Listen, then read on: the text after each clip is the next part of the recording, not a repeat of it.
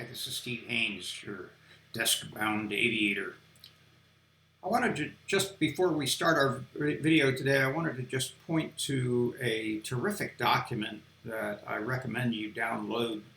It's called the Electronic Flight Bag User Guide. It was created by a fellow named Richard Grech, or Gretsch, I'm not sure how he pronounces it. He goes by the screen name of Patch99. And in it is 120 pages of explanation of everything you needed to know about the Zibo 737 electronic flight bag, the EFB, what all the diagrams mean, what the icons do, and all of the things you need to know in order to set up the Zibo aircraft and all the preferences that are in it. Diagrams of weights and center of gravity, envelopes, fuel, payload, what all of this stuff means and how to use it. So I highly recommend, if you haven't seen this before, that you try the link that I'll leave in the description below to the Electronic Flight Bag User Guide. It's available on Google Drive, and I'll leave the address below. So having said all of that, let's get started with our video today.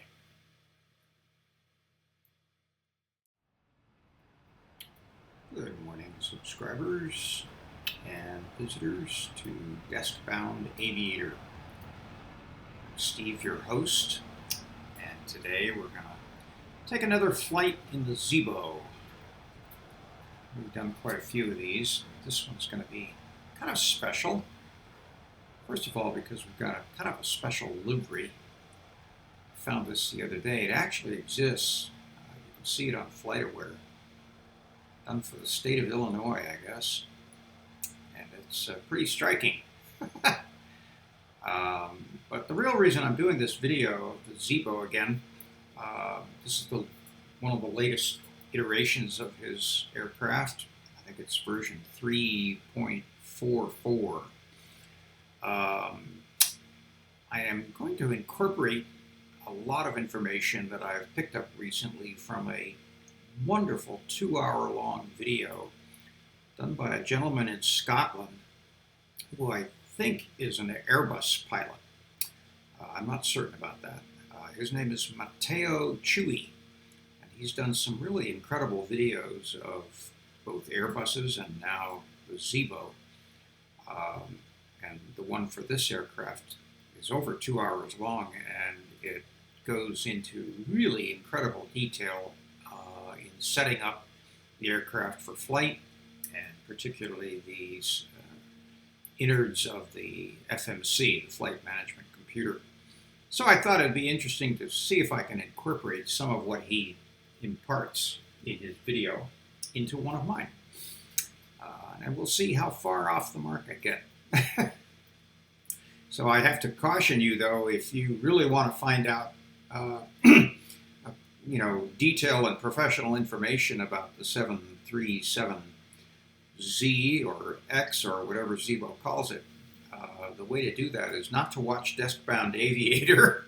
It's to check out Matteo's video, which I will leave a link for in the description below, and you can take a look at that and hopefully check it out and enjoy it.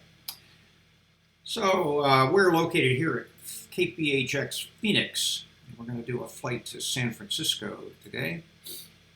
And I've done a couple of test versions of this flight, so I've got my fingers crossed that I'm going to get all the T's crossed and the I's dotted in terms of setting this up right and doing it right. But you never know. Stuff happens.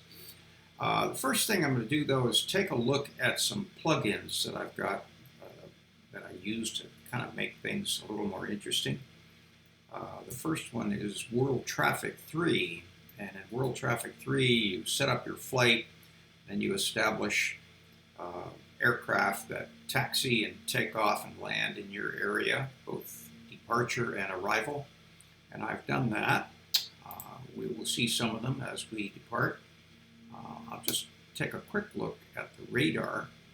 I don't see any indication just yet, so I want to come back to this before we make a final determination of our departure runway. I think it's going to be runway 8, which is this upper line right here, but we'll have to see if aircraft do in fact depart from that. Another one that I use is the JAR ground handling, and I have a key to open up what they call as a widget. There it is. So they call this a widget, and with this little screen you can select a variety of different ground equipment to service the aircraft prior to takeoff. And I'll just pick a couple of catering trucks and a couple of baggage loading ramps or conveyors. We don't need stairs or anything like that. So we'll have those guys drive up.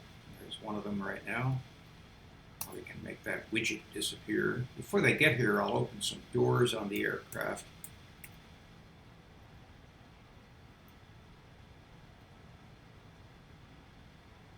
There we go. This will allow the catering truck to load up and baggage handlers. So now we can go inside, get things started here. First thing we need to do is tap on ground services. This, by the way, is the EFB, the electronic flight bag in the aircraft. It's kind of like an iPad for an aircraft. So we'll tap on ground services and go over here to GPU Connect. Now you see outside there is in fact a GPU connected. Make sure we're on the home page and then jump over, yes, to fuel, weights, and balances.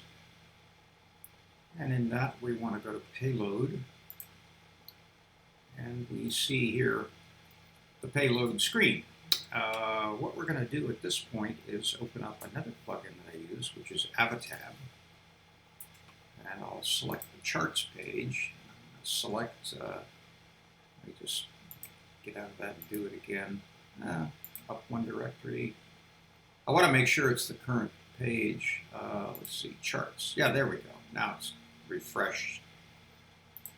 So we're opening up the SimBrief sheet for our flight today. And the first thing we want to do is deal with the payload.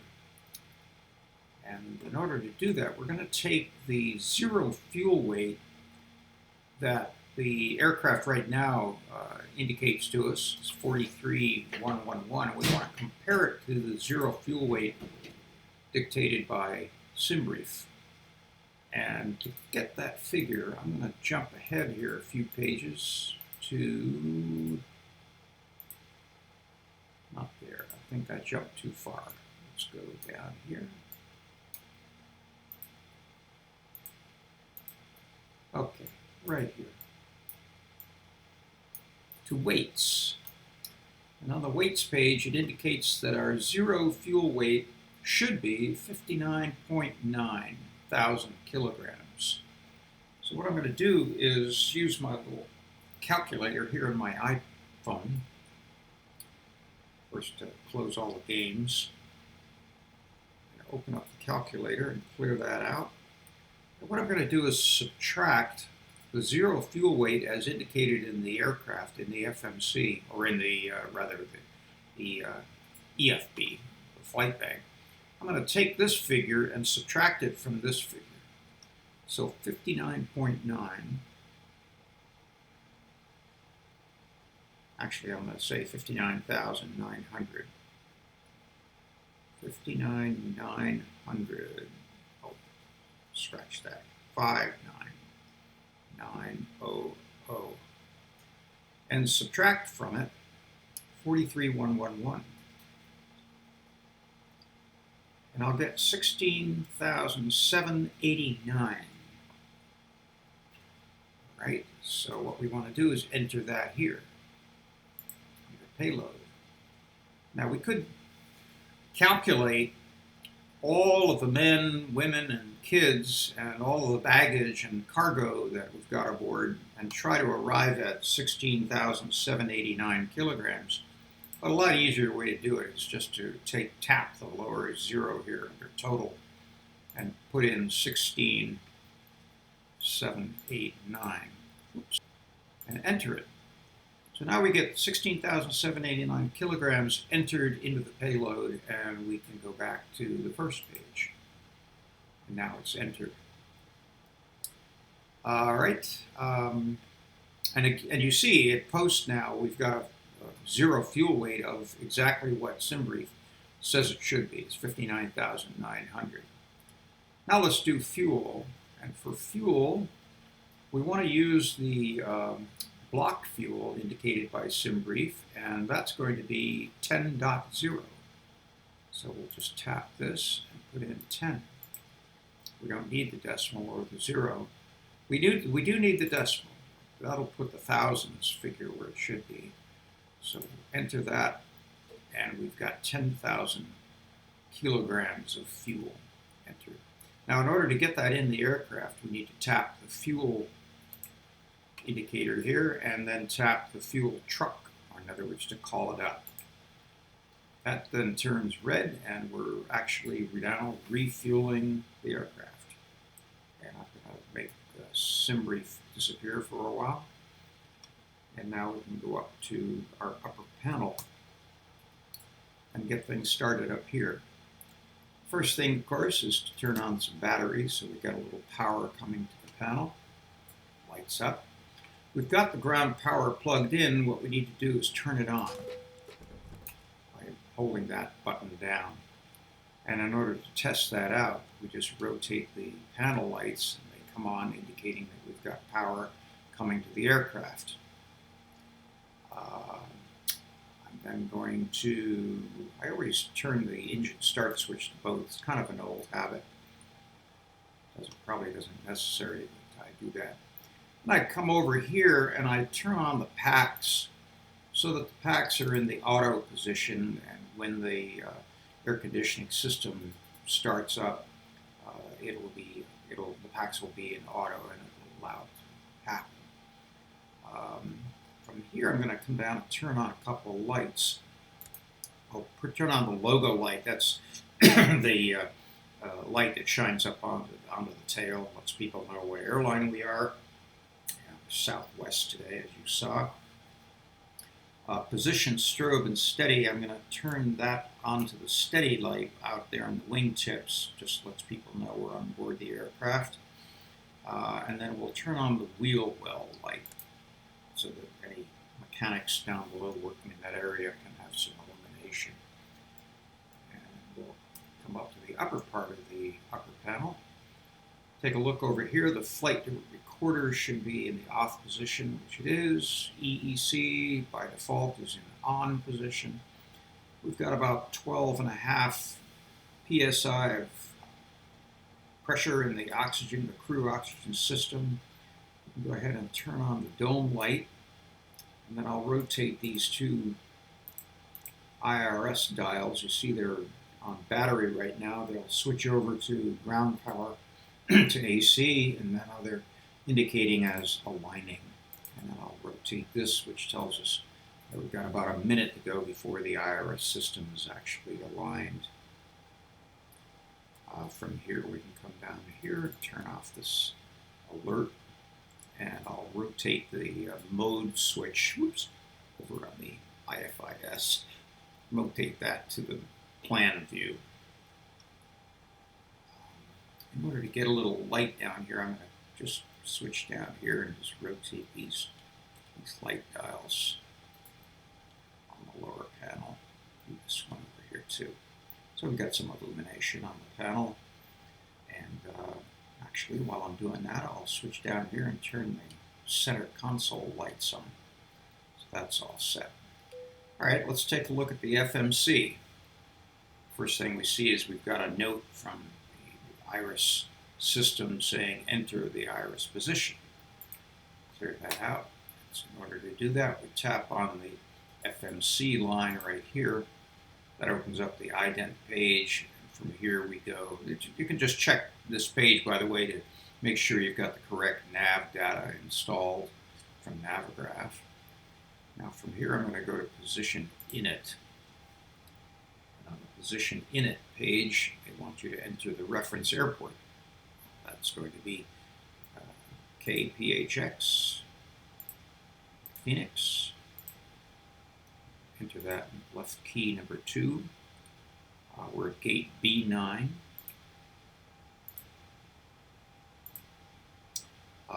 The iris needs to be filled in, and in order to do that, we're going to go to the next page, on page 2 of the position reference, and we're going to capture the GPS left coordinate right here.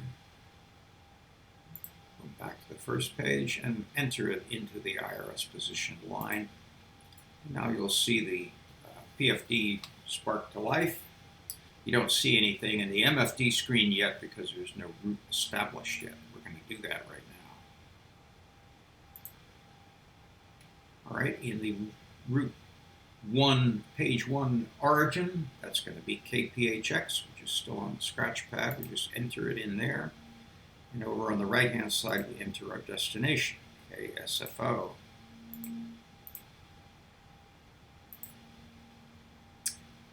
The flight number today, let's check with SimBrief again. Come back to page 1. Alrighty. SWA 0526. So I just shortened that to Southwest 526.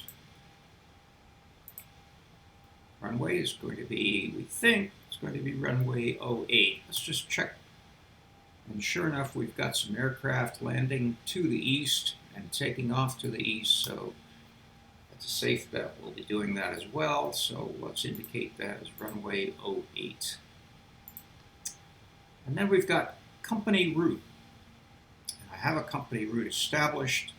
That'll shortcut the process of entering in all the waypoints. And to do that, all we need to do is type in the name that I've given to the route, which is KPHX, KSFO, like that, and tap that name there, and then activate it. And you see the execute light light up, so you should tap the execute button whenever you see that yellow light.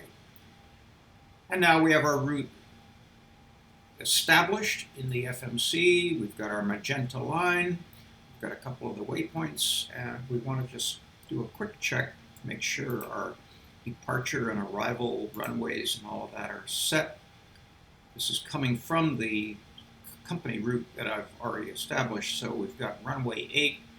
We're going to take off on that. We're going to circle around and follow the Keynes to SID and transition to the rest of our route at Harbor. From here I can check the arrival. We're going to be using runway 28 right. Our glide slope system is turned on. The transition into that landing is going to be at Eddy, and we're going to be using Surfer 4, which has no transition into that. Surfer 4 is the star. So that's all set. We can now take a look at the legs and step through those and see if there's any discontinuities on our route. Anything that would give us cause for concern. Every line connects to every other line. And that's good. Getting in here, Eddy, Decepin, Axmal, and then looks like Axmal is our final waypoint before landing. And that looks good. All right, from here now we can go over to the Init ref page. We see that our fuel has now been loaded because it's indicated here in the fuel line of the perf Init page, and we also see it up here on the ICAS screen. So the first thing we want to do is just tap on the upper line on the left side, so left key 1, just tap that.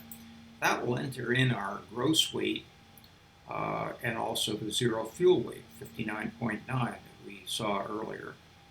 Now we want to calculate what the reserve should be, so we'll call up SimBrief again. This time we'll just scroll down a little bit where we see our planned fuel. In order to determine the reserves, we want to add two lines here, the alternate and the final reserve. So the alternate is 1307. Let me clear out my calculator. Plus 2172. 3479. So we can round that out to 3.5.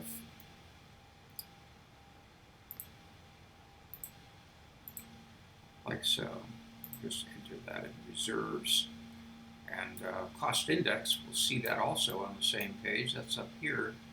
And today they've given us a cost index of 47. So we'll enter that into the cost index line. Our cruising altitude today is going to be 340, I'm pretty sure. Flight steps. Well, that's the alternate.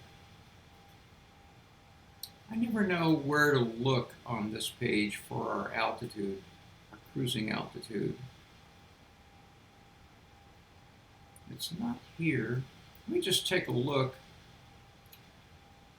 here. Ah, it is 320. All right.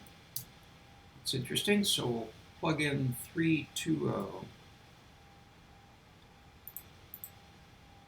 It's one of the things I have to learn how to do on that SimBrief display within Avatab, is to see where the cruise altitude is.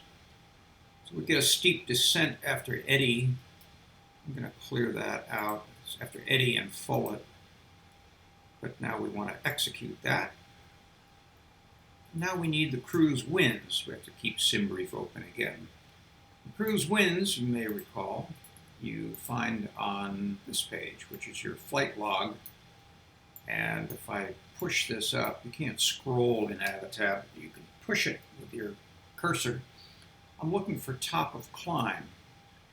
So it indicates top of climb right here, and I'm looking for these numbers, this whole group right in here, which gives us our wind direction and speed at the point where we reach top of climb, which is 258 and 44.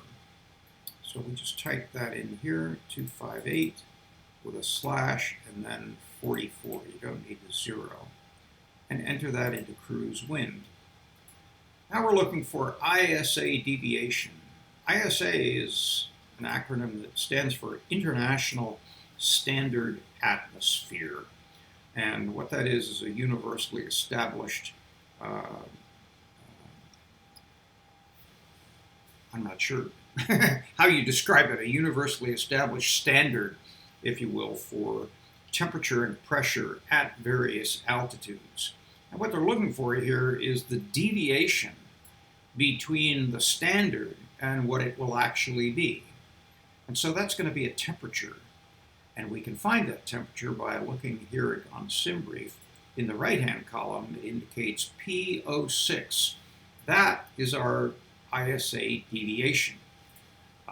It's positive because of the P6. So all we need to do here is type in 6 and enter it in that slot. And that now fills in the rest of that whole section. Our transition altitude is going to be 18,000 feet because we're here in the US. And from here we can go over to the N1 limits page. And I'll make SimBrief disappear. Our SEL, that's another fancy term that stands for Assumed Temperature Thrust Reduction. This is a way to derate the power of the engines, save a little fuel, save a little wear and tear on the engines. And what you're looking for there is a temperature range between 30 and 55 degrees, and I always use 40 for that. So you just type in 40 and enter it there. And that now fills out the rest of that page, including your flight, your power reduction and so forth. Now that's done. From here we can go to takeoff. There's lots of calculations that real pilots do based on loading factors, passengers, cargo, distance, and so forth that will determine, and also runway slope, things like that, that will determine what their flap setting should be. 95% of the time they use flaps 5, so we'll go ahead and just type in 5 there. Coming again down this left-hand side, we want to just tap on the CG, center of gravity line, and that fills in automatically with a shift of 27.1% center of gravity and a trim factor of 475. Well, now that we know what that is, we want to just come down here as closely as you can to our trim wheel, and we want 475, so we can just nudge it a little bit, maybe in that direction, and that looks good. Now over here are going to be our V speeds. These are our takeoff speeds. You just tap these 3 upper keys. It indicates that our V2 speed for takeoff is going to be 150. It's handy and easy to remember. We'll use that in a minute as we fill out the instrument panel.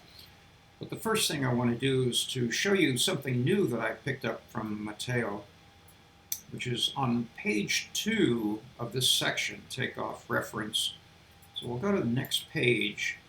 You see here it's got some information about runway winds and slope. Now I've gone ahead and tried to fill this out on occasion, and I don't believe this is implemented yet because it gives you error. You can't enter something there. But you can use this section, and what this is the opportunity to either fly the way you are flying, and I should say to be accurate, you can take off the way it is now set, or you can switch to what's called cutback. And cutback enhances the power of the aircraft just a little bit on takeoff, so you can have a little bit sharper angle of attack as you ascend from the runway on up to your initial point of climb. In Europe, because of sound requirements, because of noise abatement procedures near cities, they tend to cut that back. And so that's what this setting is. But here in the US, we have a little more space to deal with, and we can go ahead and put on a little more power and climb a little quicker off the runway. And the way to do that is to switch this from off to on. And so now you see cutback is on, and it gives us a little different parameters up here. That's my best explanation of this. If you want the real deal on what this all means, then I heartily recommend you take a look at Matteo's video in the link below. Okay, so that's all established. I'm going to come back here to this page so we can keep an eye on our V speeds. And I'll take another look at my list. I do have a checklist, believe it or not. Those of you who know me know that I'm not really fond of using the damn things, but they are helpful when you're setting things up. It's just in flying that I tend to find them really, they kind of get in the way. But then again, so does forgetting to do something get in the way. And I am known to do that as well. All right, I'm on page 2, and the first thing it says on page 2 is passengers. So let's take a look back over here. We'll go to home. And in order to let the passengers enter and get started settling down, we'll tap on Start Flight Leg. And then I'll come back over here to the pedestal. And what I'm looking for here on the pedestal is the nav radios. Let me see if I can get that view right. You want to set into the nav radios on both sides of the pedestal. You want to set the frequency for your arrival runway. And the way I get that is I go to Navigraphs. You can do it with SkyVector as well. I have this flight set up in Navigraphs Charts, which is a phenomenal subscription service from Navigraph, the people that do your flight data. But with this subscription, you can get every airport in the world, actually, of note. And I've gone ahead and set up our flight there. So we're arriving in San Francisco, And if I pull down this panel and go to this designation over here, I can open up all the charts there are, everything you needed to know about San Francisco, including runway 28 right. And there's the Jepson chart for runway 28 right, ILS. It tells us that our locator frequency for that runway is 111.7, and our final approach course is 284. It also tells us that the elevation of the airport is 13 feet, which will come in handy a little bit later. And it tells us that our approach altitude for a final approach fix is going to be 1,800 feet. So all of that data is going to be useful. Here's our path to the runway, by the way. We're going to pass through Eddy, Sidby, and then Seppen, Axmal, and on into runway 28 right. So the first element that we need is 111.7. Come back over here, and we see that that's already entered. If this number was different, you would enter 111.7 and then hit that arrow and push it up to the top line, and you want that to be set for ILS. You can change that by doing up and down on these up and down buttons. And you want that set on both sides, which we have. While we're looking for this, looking at this, I should say, we can translate, first of all, not translate anything, we can enter the transponder code, and I'm going to use 2010 for our transponder code, and then I'll rotate this dial here over to TA, which allows us to communicate with the tower as we taxi out to the runway. And that's about it there. There's nothing else to be done down here. Flight deck door is on auto. Everything else is good. Let's take a look at the checklist, Steve. Minimums. First thing we can do here is rotate this dial up to map view, since we're not setting up our map any longer, and we can get rid of the radial lines on that. And it calls for the EFIS, that's this little panel right here, and there are a couple of interesting setting dials that you need to do.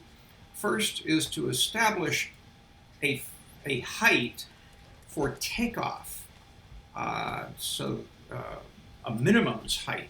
You see the title of this dial is minimums, and the minimums is displayed down here. So what I'm going to do for this, for our departure, is I'm going to switch from radio over to baro setting by rotating that large inner dial. Now I'm going to take the outer smaller dial and I'm going to make that 1000. You see we've already got baro 200 indicated there. So I'm going to hold that down and hopefully something will happen. There we go. It's a little skittish. Trying to get it. Well, I'm close enough, I can tap it now and just get to 1000. Like that. So that's now our minimums is established for takeoff. And we'll see an alert to that effect that we're arriving at 1,000 feet and we can do whatever we're supposed to do at 1,000 feet. And now the other thing, the other side of that panel, the EFIS panel, is the altimeter, where we set our barometric pressure setting for the aircraft, which allows the altitude indicators to be accurate to where we really are.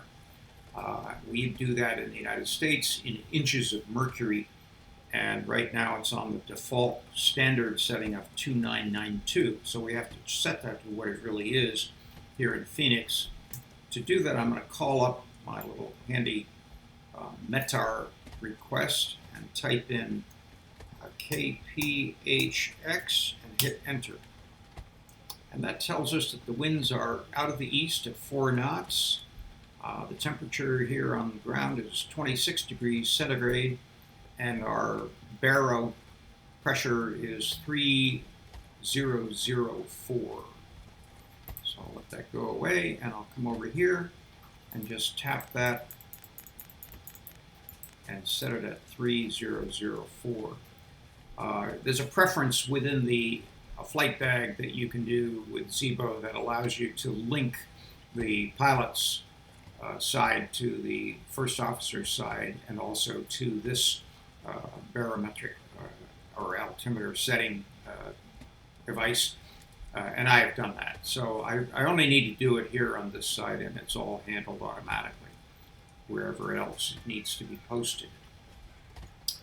The MCP mode control panel is here. Let's zoom out just a little bit on that.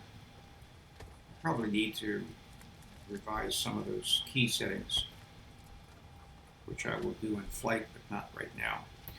All right, we want to take a look at the course back at Navigraph at our chart.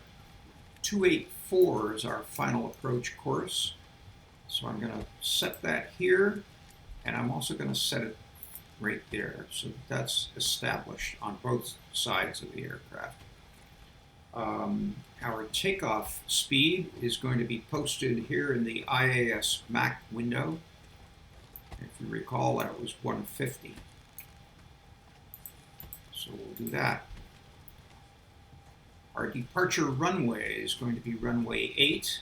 So I'll rotate the heading bug to 080.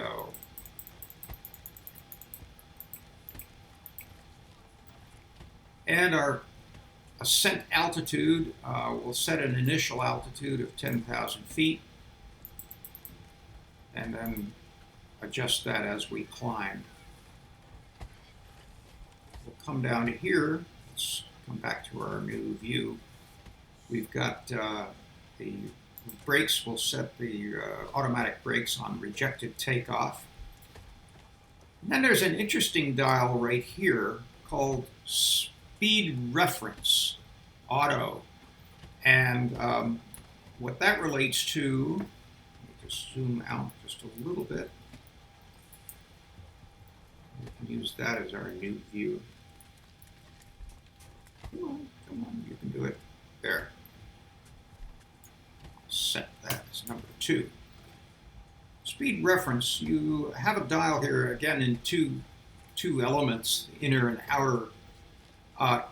If you rotate the inner dial over from auto to V1, you see down here in the lower left corner of PFD, it indicates V1 100. Well, in fact, our V1 should be 142, so we're going to set that to 142 by rotating the inner dial. And that's what I'm doing right here, and 142. Good. Now we rotate the outer dial again to the VR position. And you see it says VR 100, and so the VR is supposed to be 144. So we'll come over here and scroll the inner dial to 144. Good. So that's set. Now once that's done, you take the outer dial, the larger one, and rotate it back to auto. That moves these numbers up here and installs them within the FMC so that they're fixed. And it'll give us callouts when we reach those speeds. So that is now set. I don't know what N1 set auto is. I'll leave it on auto. I think that's probably appropriate. I don't recall Matteo mentioning this. Maybe he did, but we'll leave it set on auto. He did mention fuel flow reset though, which I've done before. You press this button to the up position to reset it, and it resets the fuel flow back to 0. And so that's set. And that's the MCP. From here we go to the upper panel. And on the upper panel, the first thing we want to do is the yaw damper. Coming down, we're going to go in a kind of a serpentine pattern here, as you know. I'm going to take the fuel pumps and turn all 4 of those guys on. Now let's take a look down below and see if we have, yes we do have some fuel in the center tank. So I'm going to go ahead and turn on the center tank pumps as well. Working our way down this section, we've got our batteries turned on. All of that material is done. We don't do anything with bus transfer, and we're fine with these switches for the time being. It's not a rainy day. We don't need wipers. Circuit breakers and all of that's fine. The equipment cooling is set for normal, which is fine. We can flip on the cover on this switch, which arms the emergency exit lights between the seats. So in case people have to evacuate the aircraft, those lights are lit. We haven't completed boarding quite yet, getting close, so we'll leave those switches alone.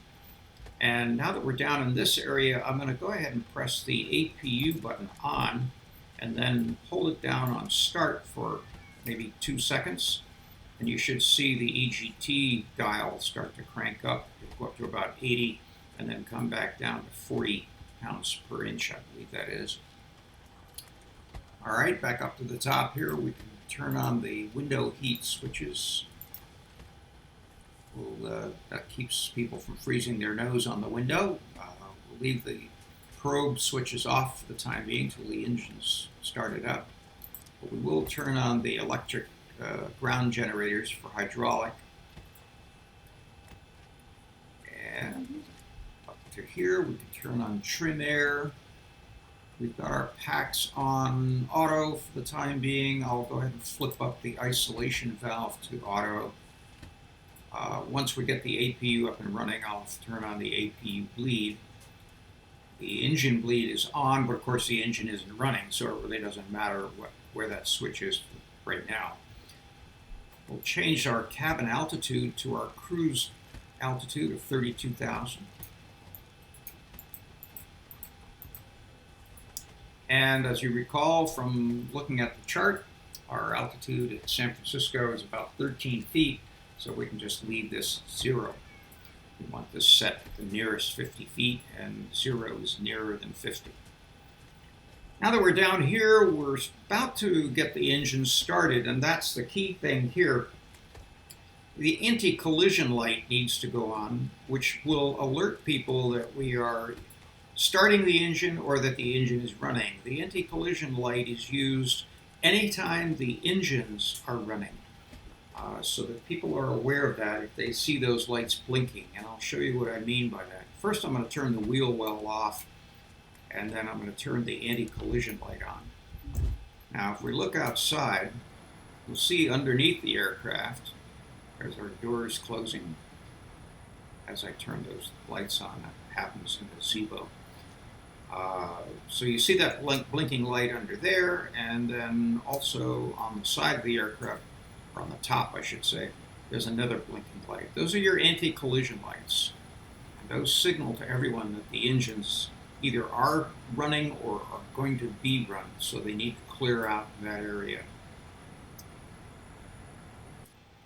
Back up to our panel. Now that I've done that, I'll tell the crew to get the cabins ready, and we'll tell everybody to fasten their seat belts, get themselves ready for pushback. We can now turn on the APU. Since our APU is cranked up, we've got 40 pounds of pressure, and we'll hold these two keys down just a little bit, get that started, and we'll turn on the APU bleed, and you see the duct pressure start to change when I do that. That's probably about it. Let me just check. Yes, we've got chimes and seat belts. Anti-collision lights are fine. And now we want to disconnect the ground power. I am always tempted to come over here and push this switch up to disconnect the ground power. At least in the Zibo, it doesn't do anything. Maybe in the real aircraft it does, but what we need to do is come down here to ground services and disconnect the GPU. So that removes it from the aircraft because we are now operating on APU power. And let's see, we can tell ground handling to depart the scene, call up our widget, and we just have to say drive away. That takes them a while to do. And while they're doing that, I'll call up our pusher. So connected and bypass pin inserted. Release parking brake. Like I said. Starting pushback. And you may start engines. So to start the engines, first thing we need to do is to relieve the system of the power being used by the packs, the air conditioning. So we take these two switches here and we turn off the air conditioning, turn off the packs, and give full power to the APU. Now we take the two start switches and rotate them to the ground position one at a time, starting with the right-hand number 2 engine. We can monitor the progress of our start down here on the lower ND. What we're doing is injecting fuel from the APU and power from the APU into the main rotor, in the big N2 rotor in the front of the engine, and getting that rotating. When it's at about 25%, we can then introduce fuel to the engine directly from the fuel tanks by raising the fuel cutoff lever. Having done that, we come over and then start the process with number 2.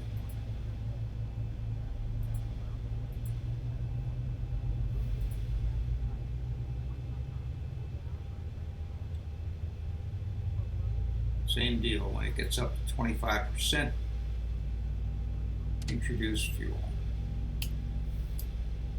Operation complete. Set parking brake. Right. Raise Disconnecting tow. Stand by. So that's all taken care of. The engines are now ramping up, which you can see indicated here. Number 2's fine. Number 1 is catching up. And when they're at about 56% power, you'll see these two start switches automatically flip back over. This one's already done that. There goes number 1. Once that happens, we can then reintroduce air conditioning by turning the pack switches on. We'll go ahead and turn on the probes. These are the pitot tubes. Tell us everything we need to know about the behavior of the aircraft through the air. We can come down here and... Disconnected and bypass pin has been removed. Hand signal on the left. We'll see you next time and have a safe flight. Thank you, we will. So I'm going to go ahead and switch over from APU power to engine power. And having done that, I'll turn the APU off and turn the APU bleed off. The engine bleed is already on, so we're all set there. First thing we need to do before we taxi is to hit our flap switch. We want to engage flaps. In an aircraft like this, we want to have the flaps down as we taxi. In a smaller turboprop aircraft, you probably wouldn't need to do that, but in big airliners, they generally engage the flaps before they start taxiing. So we do that by using a button on my yoke. And you will see this dial here start to change as I do that 3 times to move our flaps and also to move the flaps lever to the 5 position, which it is now. Okay, so our flaps are set. The speed brakes on a Boeing, you do not arm them or set them in any way. If we were to arm them, they would look like this. That lever would be just switched to the armed position, but we leave those disarmed because this is a Boeing, and on Boeings, they don't want to have the speed brakes activated or armed in any way while you're taking off. In the event they could inadvertently rise up and interfere with the takeoff process, which is probably a good idea. On Airbuses, they do arm them. All right, taxi runway turnoff lights is next. We can come up here. We'll go ahead and turn on our runway turnoff and taxi lights. Engine set's fine there. Our logo lights on, position, strobe, and steady can stay unsteady for the time being until we get out to the runway, and then we'll move it up here to the strobe and steady position. the anti-collision light can always stay in this position as long as the engines are running. All right. The strobe light start switches to comp. Okay, I'm getting ahead of myself here. Lower ND screen can go off. Let's come back down here.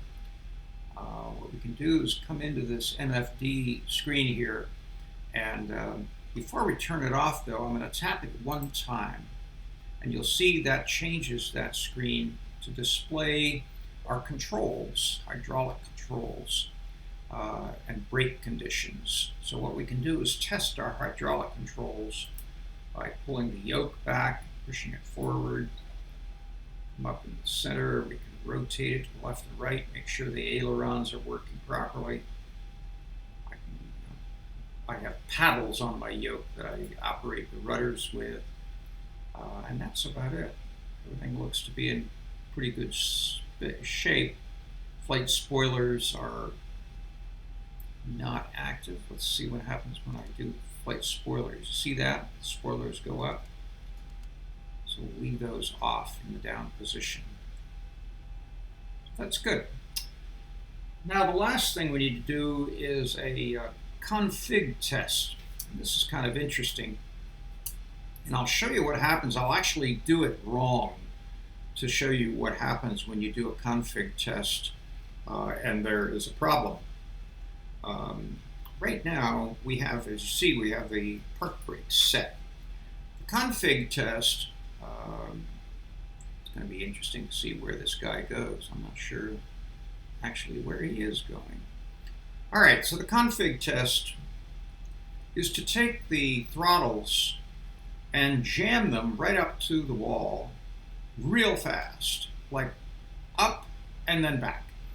So we're not going to really go anywhere, but we're going to rev the engines up full, and if there's anything set improperly, we will hear about that because there'll be a loud chime or a klaxon horn will ring, and that'll tell us that our configuration of the aircraft is not quite there yet.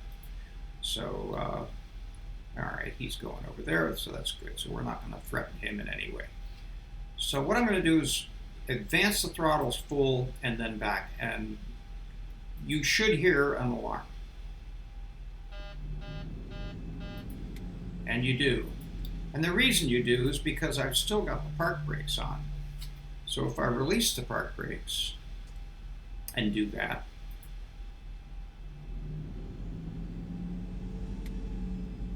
no alarm, so we're good to go. So what I'm going to do then is just steer ourselves over onto the line and start to advance the throttle just a little bit, maybe up to about 30, so that we can start taxiing out and try to avoid running into anybody.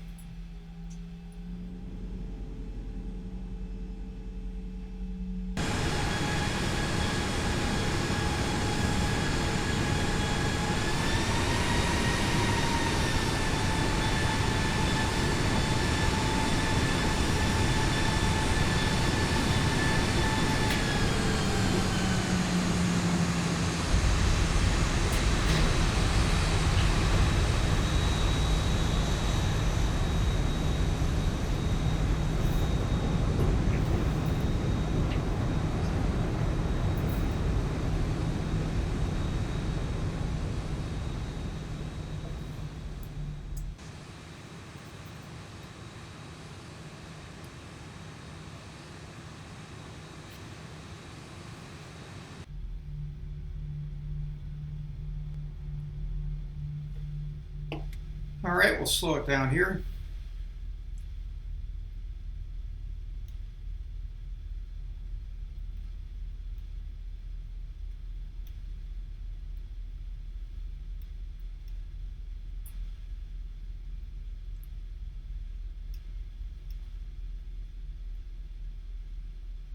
I want to give it a nice big wide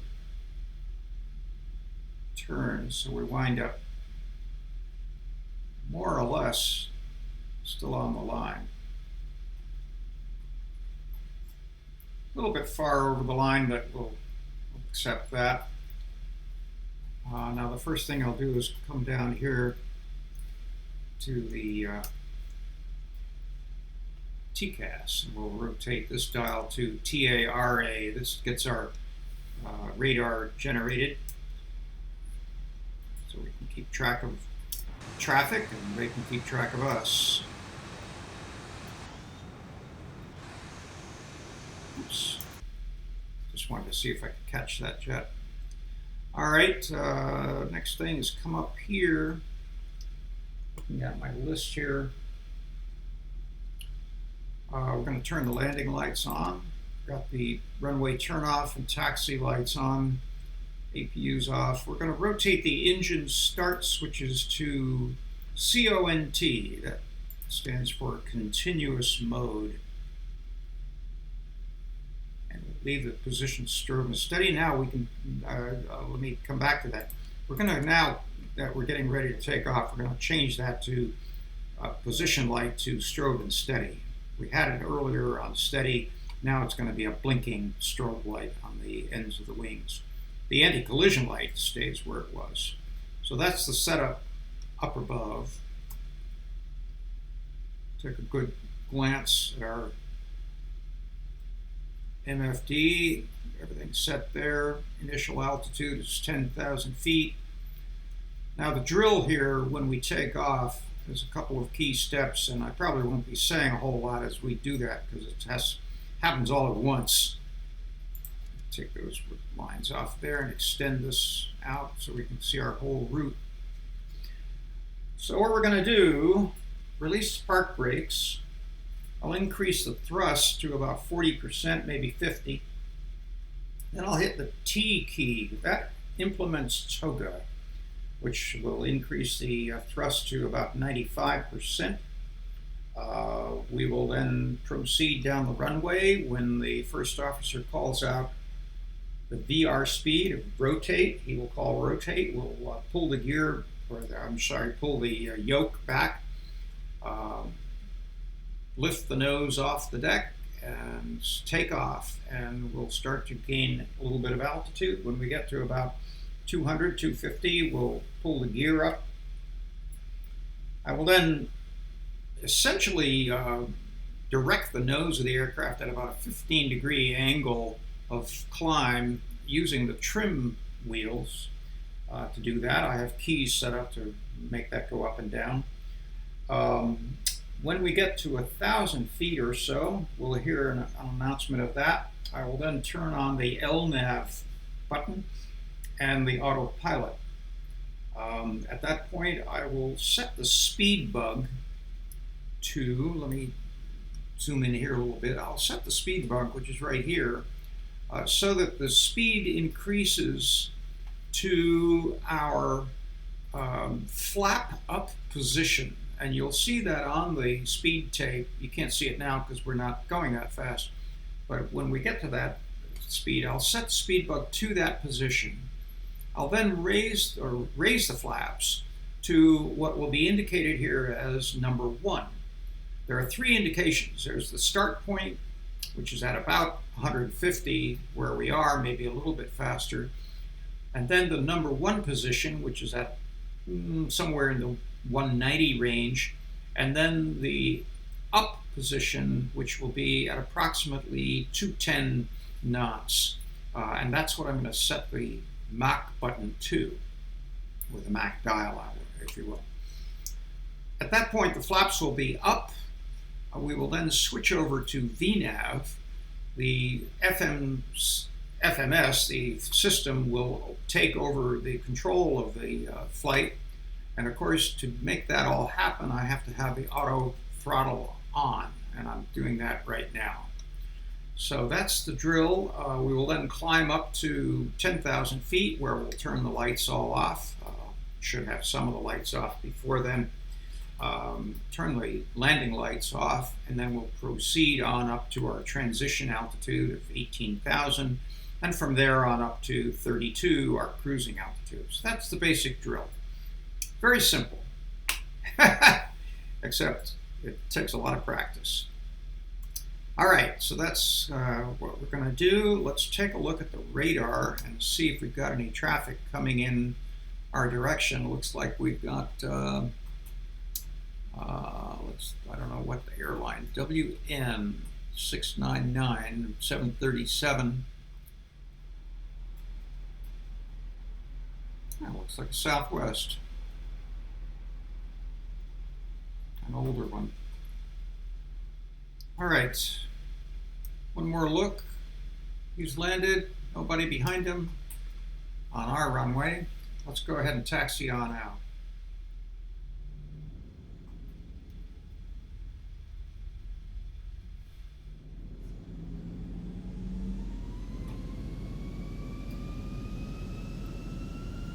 Get our green indicator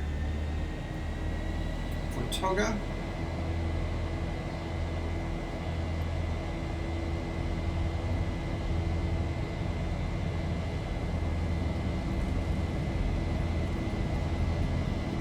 Knots.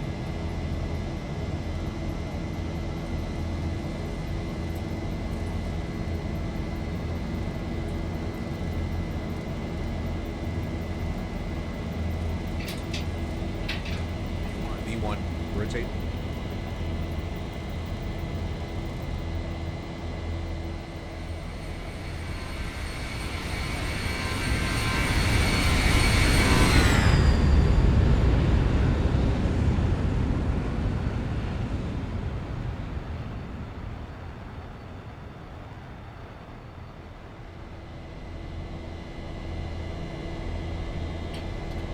Gear up.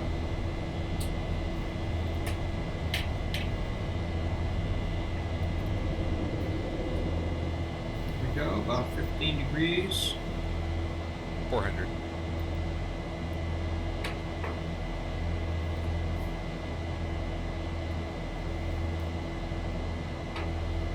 Right.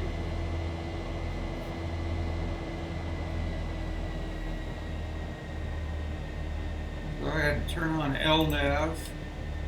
1000. There's our 1000. Now what we need to do is keep the center line. There we go. Oops. Try it one more time. I want to get the dot there in the center of the PFD, right up there near the crosshairs. And then we can engage Autopilot. Now we built up a little bit of speed doing that, so I'm going to let the speed drop back.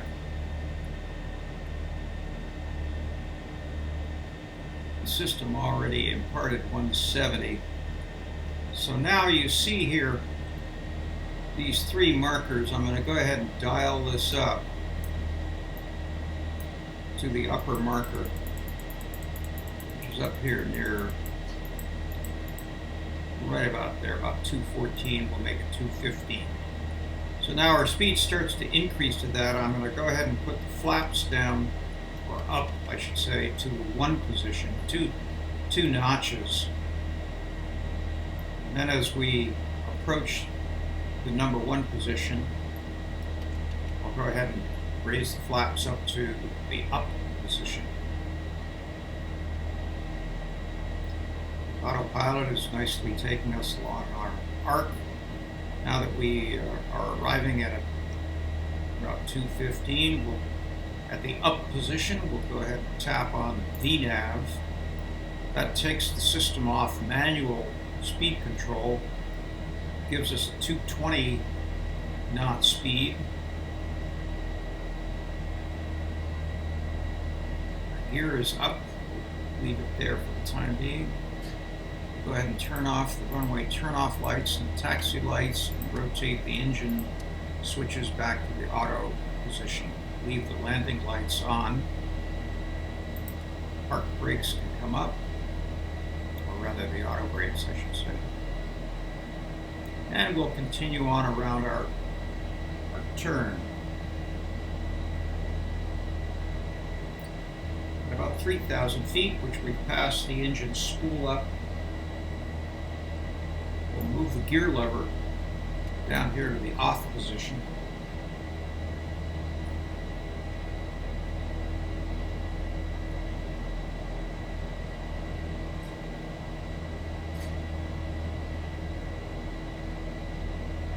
pretty soon we're probably being restricted in speed here because of the SID.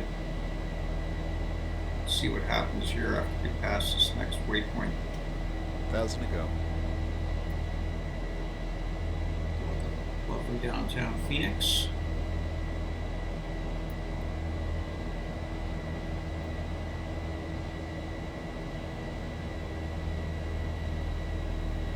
There's 10,000 feet, so come up here and turn the landing lights off. Like so, well, come on, you guys. Let's do that. And I did this yesterday. We need to change this. I'm just going to go ahead and increase that up to 32.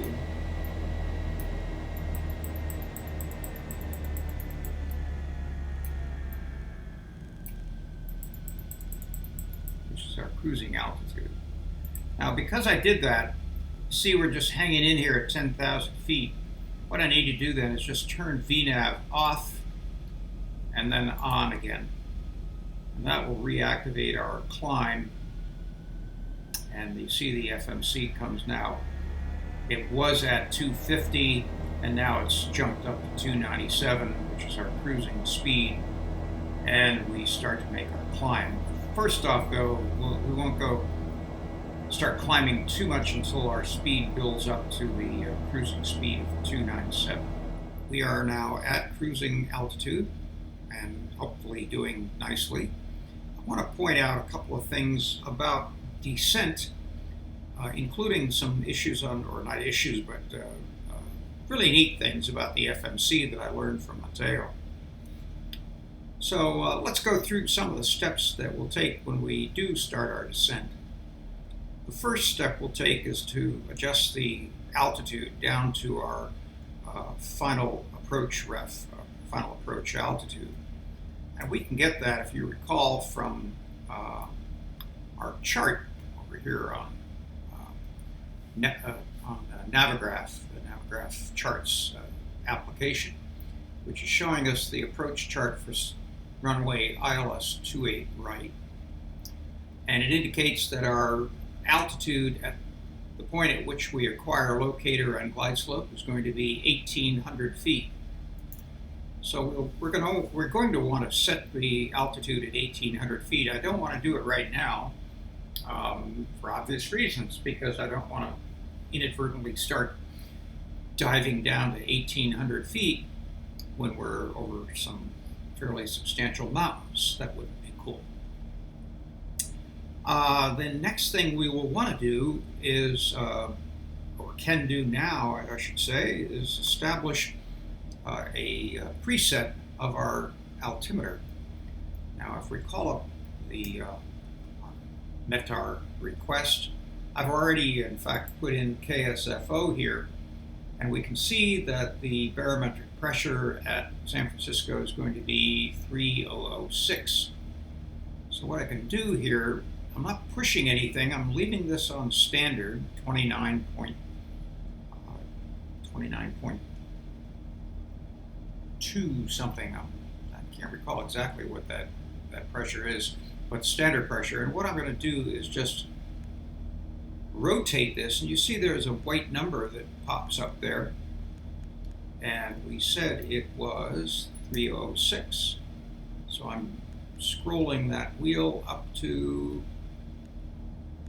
30.06 inches of mercury. So now that's preset. And once we pass 18,000 feet on our descent, all we need to do is press the STD button and it'll automatically switch to the preset. All right, the next thing we want to do is set some forecast for winds on descent. And to do that, I'm going to come over here to the FMC, and I want to go to the descend page. Oh, and by the way, now that we're airborne and we aren't doing any config tests anymore, we can go ahead and turn that lower ND off by just pressing that upper button on the MFD panel here, like so. We can just turn that off. So if something happens that we need to know about this will turn on and show us. Okay, FMC, that's right. We want to go to the descent page. On the descent page, you'll see it says forecast. So I'm going to tap on forecast, which brings up a page that I had never seen before. And this deals with descent winds. In order to find out what our descent winds are going to be, we're going to call up SimBrief again. This time I'm going to hit that forward arrow to go up a page or two. I think it's going to be another 2 pages. There we go. I'm going to a page called Wind Information. And on Wind Information, you see top of descent as well as a bunch of other waypoints along our route. And then you see descent. And it gives us various altitudes from our cruising altitude, actually above it, down to 100, to actually 10,000 feet. So let's start off. We're at 32,000 right now. Let's do the bottom three. We'll go down to 200. So what we do is put in that altitude on the left side of this page and put in the wind direction and speed on the right side. So we'll start with 200. You hear a loud sound going on. That's some folks mowing the leaves in my yard. So we'll put in 200, and then the wind direction and speed is 247.84. 247 with a slash, and then 84. You don't need the zero. So you put that there. I'll go down to the next level, 150, 259, and 51.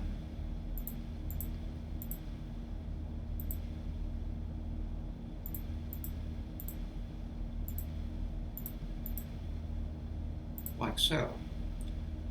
And the last one is 100, but actually that's 10,000 feet, and it's 252.25. Oops. First you put in the altitude. If you put 100, it'll put 10,000 feet. 252 at 25 knots.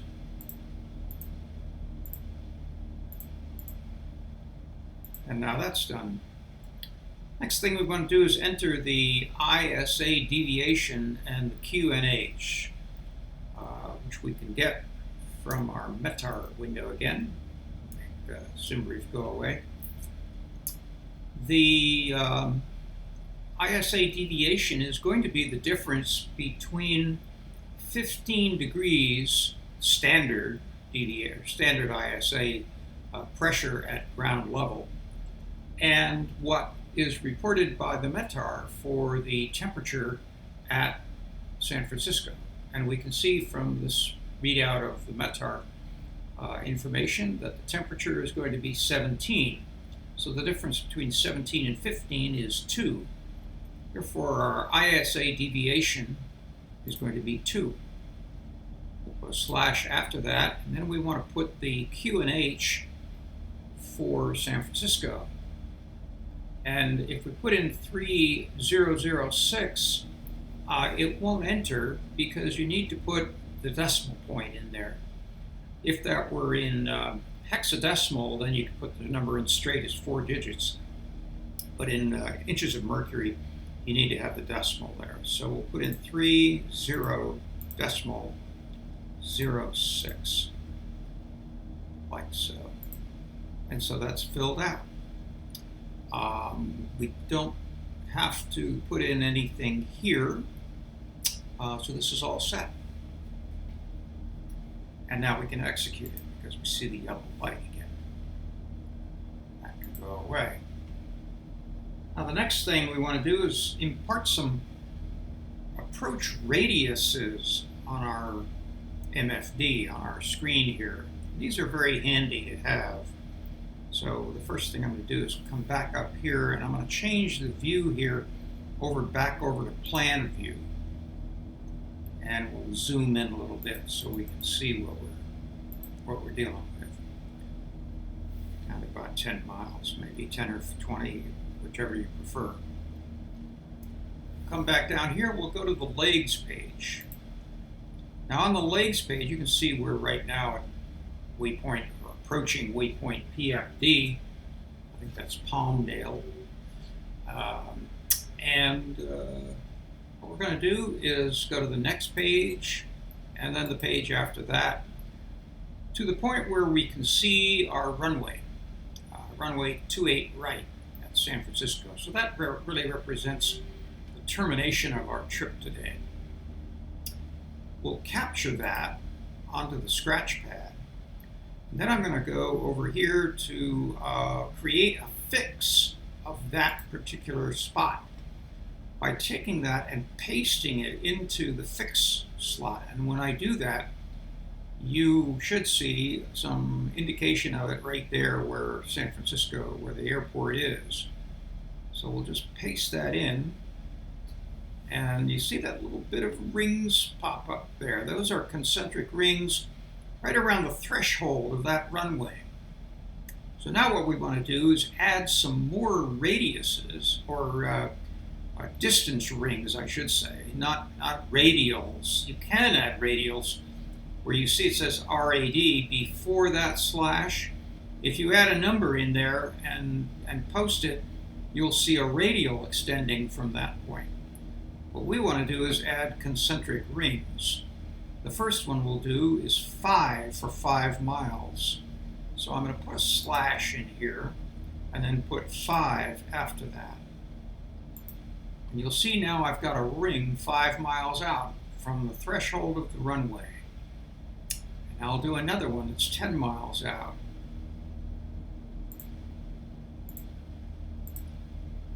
Like so. And the third one I'm going to do is a ring that tells us pretty closely where our top descent is going to be if we need to see it. If you can't spot it on the chart or on the display here. And there's a formula to figure that out. What you want to do is you want to take your cruising altitude, in our case it's 32,000, and lock the zeros off, so you've got 32. Multiply that by 3, so we're going to have 96, and then add 10 miles to it. So that would be 106. So then we make slash again, 106. So that's 3 times altitude less the zeros plus 10. And we enter that. Now, of course, you can't see that here because we have to be further out. So what we can do actually is we can, first of all, make this further out. And there you go. Now you'll see it. And if we switch over to the map view, and are we on map view? Yeah, we are. All right, there you go. So now you can see that line going right through the top of descent.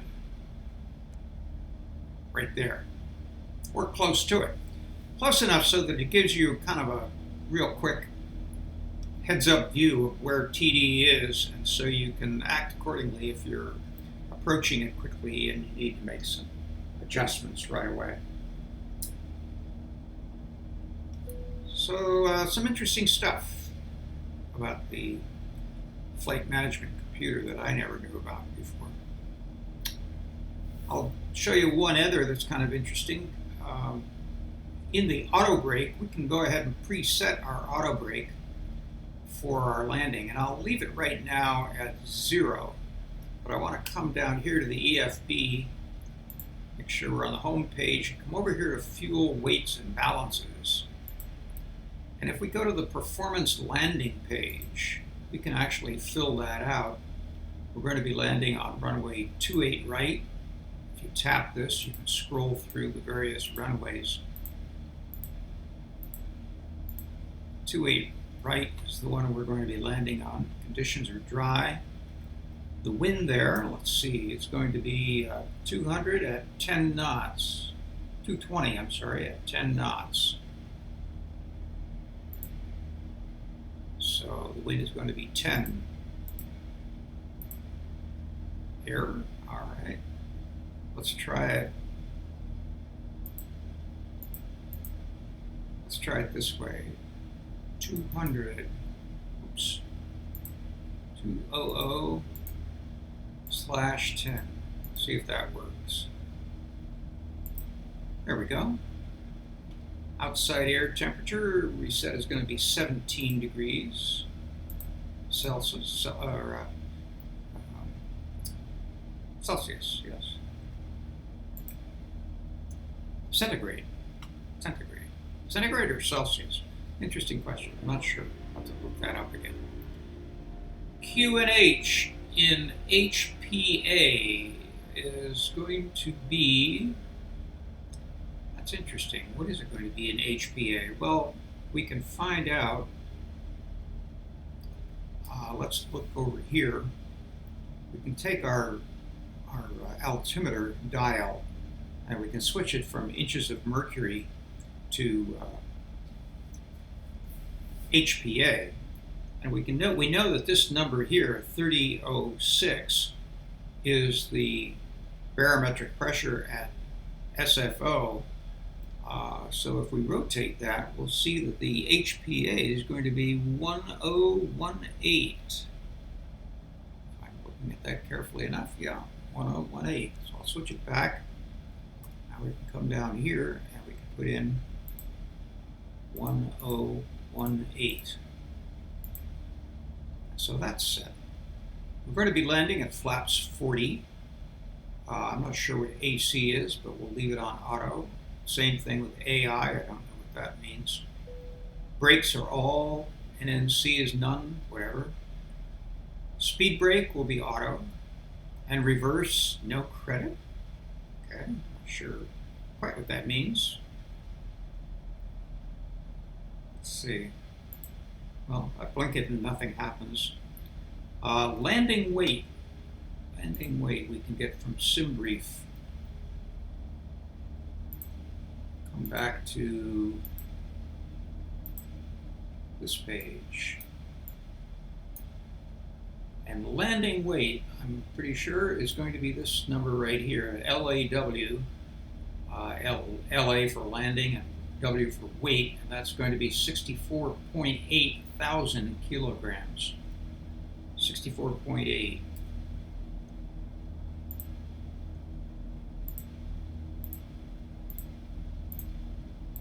Like so. VREF additional 5 knots of headwind. We'll anticipate that.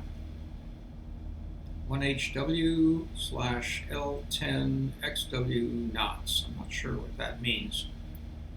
But now that that's filled in, let's go to page 2 by using our little arrow over here. And you'll see a chart. This chart indicates where you will wind up stopping based on the amount of auto brake that you've set. So if we set 0, we'll be somewhere down near the end of the runway with those conditions met.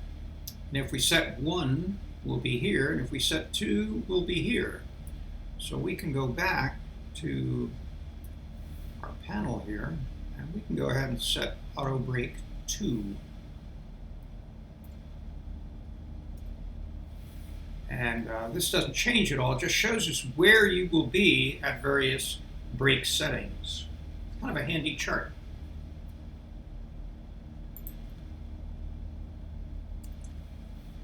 So that's my little tidbits of wisdom for the time being. We'll continue our flight here as we approach top of descent. I'll come back, I'll bring you back and see if there's anything else that's interesting that happens and see if we can land this thing a little smoother than I did yesterday. I came in yesterday and we took a pretty good bounce. We landed all right, but it was not my smoothest landing. Hopefully I'll be able to improve on that today. So I'll see you in a little bit.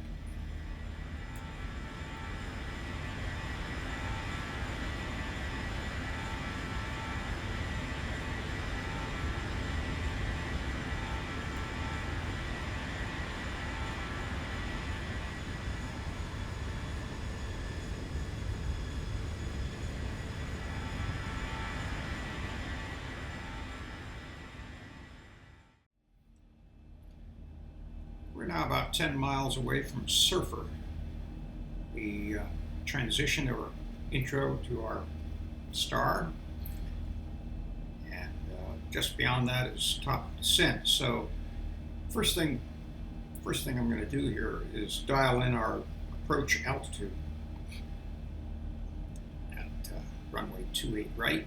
It's going to be 1,800 feet, as we saw earlier. So I'll dial that in on the alt bug.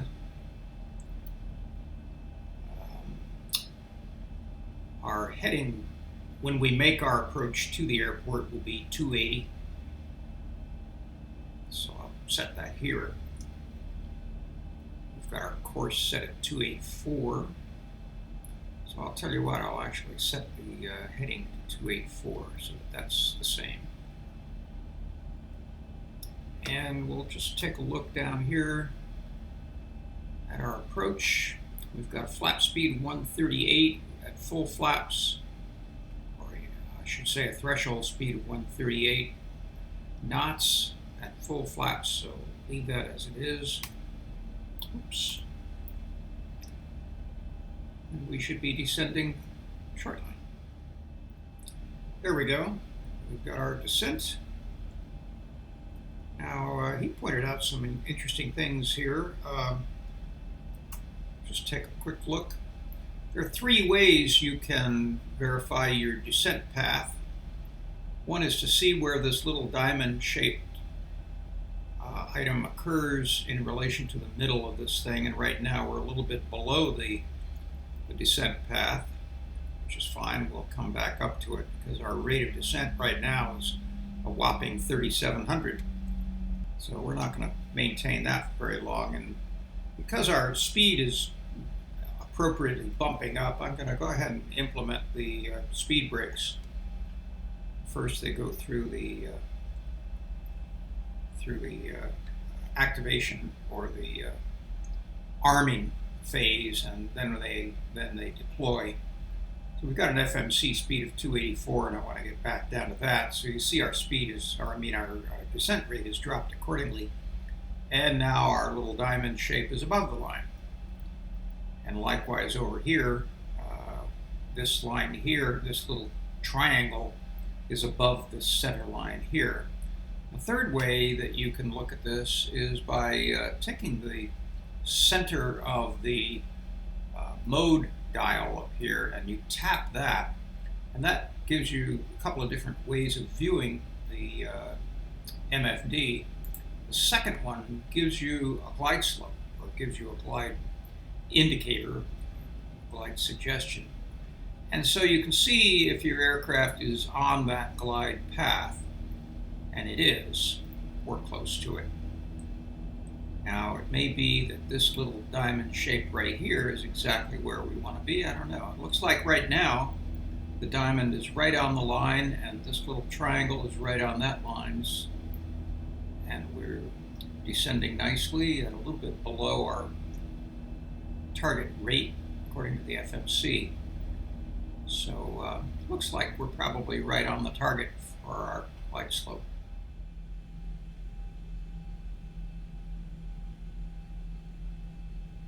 Speed's descending nicely.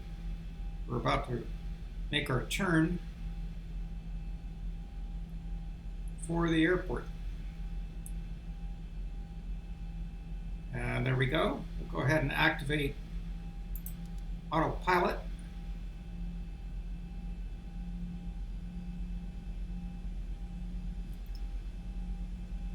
There's a single channel, that's our locator.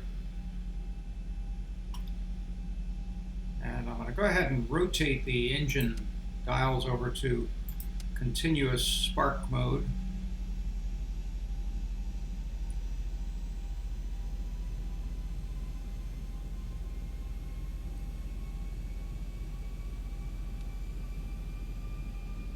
And now we've got a glide slope, so we'll put on the second channel of Autopilot.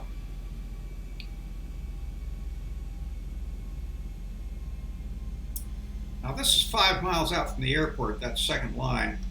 I'm going to go ahead and throw in another notch of flaps just to keep our speed down.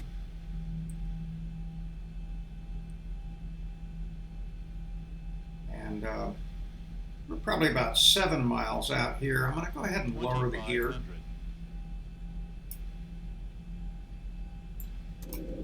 That'll help slow things down.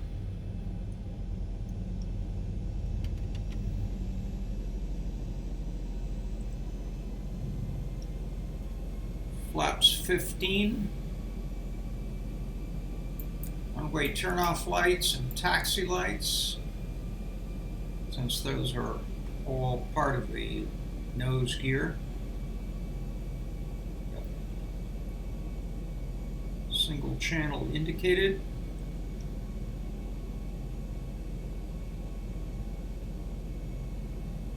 Now I'm going to go ahead and turn the autopilot off, or the auto throttle I should say. And we'll dial this down to 138. Now we've got a headwind, so I'll go ahead and set that for like 143, just as kind of a reminder. Now I'm decreasing throttle, and we'll go ahead and throw in 2 more notches of flaps. Land 3, what we like to see.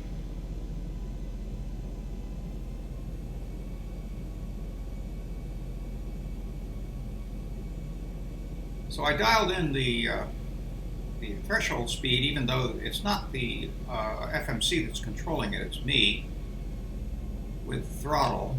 But it gives me stabilized, Mr. Birch, altitude. Gives me kind of a visual reminder of what it ought to be.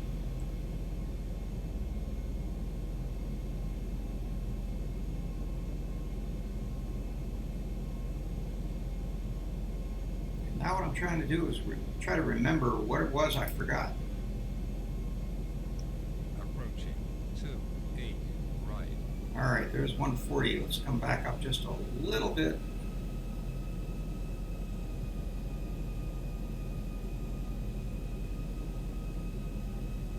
We've got a 7-knot headwind here. 500. There we go.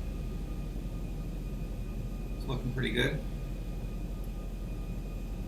400.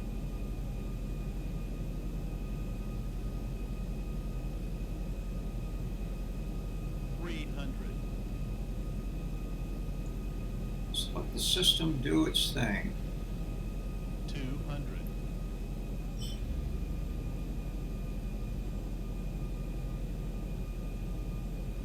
100. 50. 40. 30. 20. 10. Retard.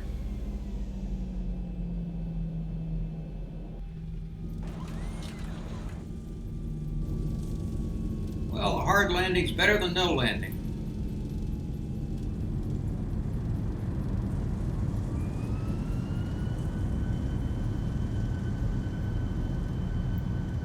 We'll let it roll beyond this. Yeah, we can probably take this. We'll be taxiing for the next few minutes, so please Turn remain the speed here, seatbelt turn the fastened. reverse off. Items stowed until the seatbelt sign is turned off. Please make sure you have all your personal belongings before you exit the aircraft. be And we'll careful come up here and whenever clean you up the open aircraft and then equipment. taxi to You're the now gate. free to use your mobile phones and small lightweight devices. Thank you for flying with us today. We hope you've had a pleasant experience, and we look forward to welcoming you again on another flight.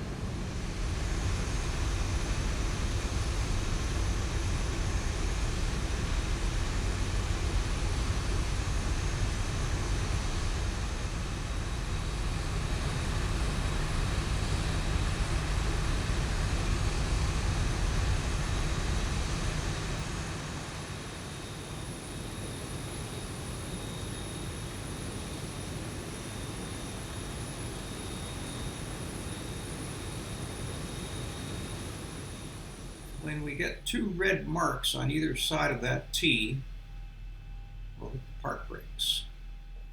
Okay.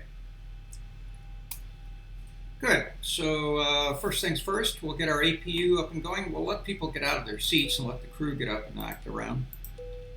And then we'll let the APU operate by hitting the... what's going on there? Let's turn off the anti-collision light.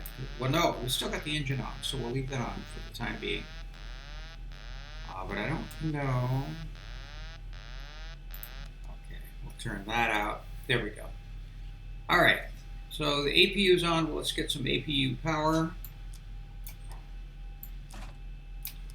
And put on APU bleed. We can set the engine bleed off. This is all okay while we're standing still here at the gate. You don't want to do all of this with the APU while you're powering the aircraft, while you're doing anything beyond slow taxi. You can do it while you're slow taxiing or standing at the gate. Standing at the gate is better. Otherwise, you'll blow out the APU, and you don't want to do that. All right, let's see. We've got seatbelts off. People are getting up, getting their bags ready. We can get off the approach lights and the taxi lights. Landing lights are off. And now, since we're going to shut down the engine, I'm going to go ahead and turn on off the anti-collision light. Ordinarily, you wouldn't do this because the engines are still running even when they're shutting down. But in order to activate our autogate, you have to have the anti-collision light off. And I'll go ahead and turn the strobe off. I'll leave the logo light on for a little while. Come down here, and we shut down the fuel flow to the engines. And now, I'm over here to take a look at our door, and we can pop open the door, and you should see an autogate coming up to the door. Like so.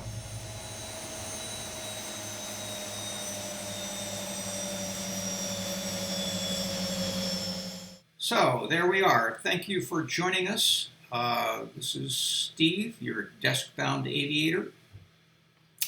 And it's been a fun trip. I hope you got something out of that. I did. I've done this trip now probably about 15 times to try to get it right. There's a lot of stuff to remember. And I'm slowly getting it nailed in, but it takes a while. Anyway, thanks for joining me. If you have any questions about this flight, anything I covered that is confusing to you and you want me to clarify, I will give it a try. I do heartily recommend that you take a look at Matteo Chewie's video on this very aircraft, a different livery. He's really interesting to listen to and watch, and you'll learn a lot. So thanks very much for joining me. This is Steve out. I'll see you soon. Have a good day and keep those face masks on. Stay healthy.